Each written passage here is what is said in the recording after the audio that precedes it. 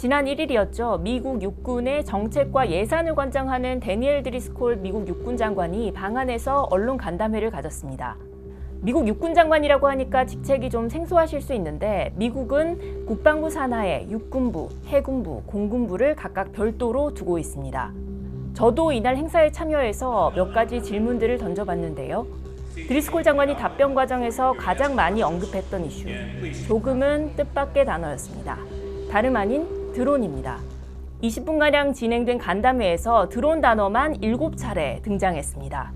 드리스콜 장관이 드론에 대해서 어느 정도로까지 표현을 했냐면요.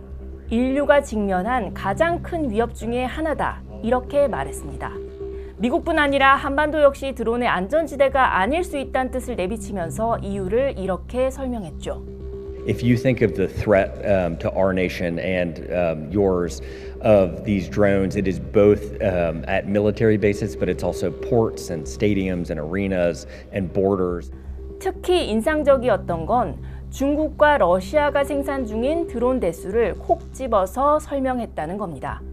The amount of drones that are being manufactured right now, I think China manufactured 13 million, Russians have manufactured 4 million. Just the sheer volume of the threat and what they can do is just kind of a very new thing that humanity has to deal with. 압도적 역량을 과시해온 군사대국 1위, 미국이 중국과 러시아 드론을 이렇게나 의식하는 이유. 러시아 우크라이나 전쟁에서 드러났듯이 현대 전장에서의 드론의 파괴력, 더는 무시할 수 없어졌기 때문입니다. 문제는 현재 미국의 드론 관련된 역량입니다. 뉴욕타임스는 이제 드론은 전쟁을 이기는 열쇠가 됐음에도 불구하고 미국은 드론 제조부터 군인들의 사용 훈련, 드론 방어 시스템까지 모두 중국, 러시아에 뒤처져 있다고 지적했습니다. 실제로 전 세계 드론 산업은 중국이 주도하고 있는 형국입니다. 상업 드론의 70%를 중국이 생산하고 있는데 기술의 활용은 동전의 양면과도 같은 거죠.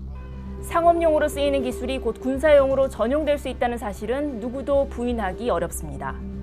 중국은 지난해 말엔 재사용이 가능한 극초음속 드론 MD-19 개발 영상을 공개하기도 했습니다. 극초음속 드론은 한 번 사용하면 폐기해야 했는데 이 기술이 개발되면 중국이 최초가 됩니다. 러시아는 어떨까요? 전장에서의 드론의 효용성을 직접 확인한 러시아는 조기 교육 시스템까지 만들었습니다. 어린이 드론 훈련 학교를 세워서 군용 드론의 조작과 제작법을 가르치기로 했는데 교사는 대부분 러우 전쟁에 참전한 군인들로 채운 것으로 전해졌습니다. 현지 매체에서는 러시아 당국이 드론 전문가 100만 명을 양성할 계획을 갖고 있다는 말이 흘러나오고 있습니다. 미국은 발등에 불이 떨어진 분위기입니다. 8월 말 헤그세스 국방장관은 드리스콜 장관에게 드론 대응을 위한 범정부 태스크포스 설립을 공개적으로 지시했고요. There's no doubt that the threats we face today from hostile drones grow by the day. It's called counter-UAS, Counter Unmanned Aerial Systems, and America will be the best at it. 미국의 2026년도 국방 예산안은 재래식 공중 해상 자산보다 드론, 장거리 미사일 분야를 우선하고 있다는 게 외신의 분석입니다. 드리스콜 장관은 한반도가 있는 이 지역에 기준 위협이 있다고 규정하면서 첨단 무기 체계 배치 의사를 드러냈는데요. 기준 위협, 영어로는 Pacing Threat라는 표현을 썼는데 미국이 중국을 가리킬 때 쓰는 표현입니다. And we want to put our most exquisite equipment in the hands of our soldiers here and our allies. And so I expect a lot more of that. 이 답변은요, 미국이 드론 등을 요격할 수 있는 차세대 방공 시스템 IFPC를 오산 공군기지에 배치한 것에 대한 질문을 하니까 나온 말입니다. 즉 IFPC 배치가 중국의 드론 위협과 무관한 조치가 아니라는 뜻으로 해석할 수 있어 보입니다. 미국은 킬러 드론으로 불리는 리퍼 무인 공격기 부대도 군산 공군기지에 창설했는데 중국 드론 위협에 대응하겠다는 미 국방당국의 기조가 주한미군 면면을 통해서도 속속 확인되고 있다고 봐야겠습니다. 드리스콜 장관은 기자 간담회 다음 날엔 안규백 국방부 장관과 만났습니다. 여기서도 어김없이 화두는 역시 드론이었습니다. 국방부는 양 장관이 현대전에서 드론의 중요성이 높아지고 있음에 공감하면서 드론의 공동 연구, 생산, 운영 등 협력을 확대해 나가기로 했다고 전했습니다.